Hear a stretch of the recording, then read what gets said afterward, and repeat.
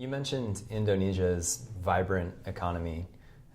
It's slowed somewhat in recent years, but we're still talking about a middle-income country that, most projections see growing much, much more. Some other middle-income countries like Brazil and India have begun to explore ways to establish themselves as development donors, development actors, regional leaders.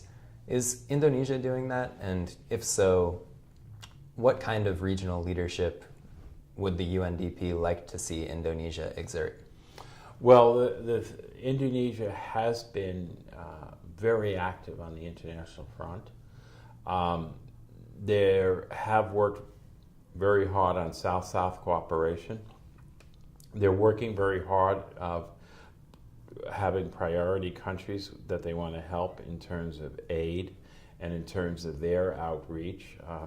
Indonesia has spent a lot of energy over the past 5 to 10 years based upon their historical record of helping other countries with this exchange of cooperation and best practices learned. Indonesia has realized that there's a lot they can have to share, and they are sharing those kind of lessons with other counterparts, especially in the ASEAN countries. Mm-hmm. There's things that Indonesia has done well in terms of abating and stopping conflict. I think you realize that Indonesia had a tremendous conflict in the 90s. There has been a historical record of regional conflicts, and Indonesia has done an excellent job and can share those lessons learned. And a couple of months ago, we had a visiting group from Myanmar who came down from the Rohingya area, and they came to Indonesia, and there was a very good exchange of ideas and lessons learned to help them in terms of their process. So those kind of exchanges Indonesia would encourage and would be very, very, very good at. The other thing that Indonesia has been excellent on is they're able to help with policing. And the police in Indonesia, there has been special training, there has been an exchange, and we had an exchange of policemen with Afghanistan. So the Indonesian policemen came to Afghanistan, and the Afghanis came to Indonesia for training on how to move ahead with appropriate policing, especially in conflict areas, which is something that Indonesia was very willing to share. So Indonesia has stepped up to the plate tremendously and will continue to step up to the plate. Mm-hmm. Their development, their disaster preparedness and disaster mitigation work. Indonesia has 1,500 disasters a year.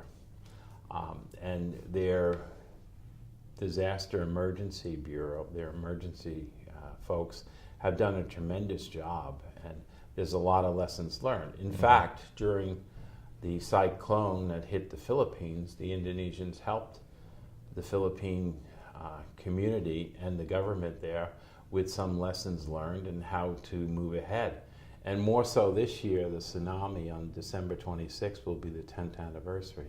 So the Indonesians want to show positively the lessons learned, the experience from the tsunami through the world. And there are a lot of things that other countries can take away that Indonesia is willing to give, willing to support, and willing to have those kind of exchanges, which is important. And other thing that Indonesia is working on, which is very important on their role in the global arena, they want to increase their peacekeepers, and they want the numbers to go up. Obviously, Indonesia has a long history of peacekeeping since 1959 in the Sinai, but they want to increase that engagement. They have a very big peacekeeping center.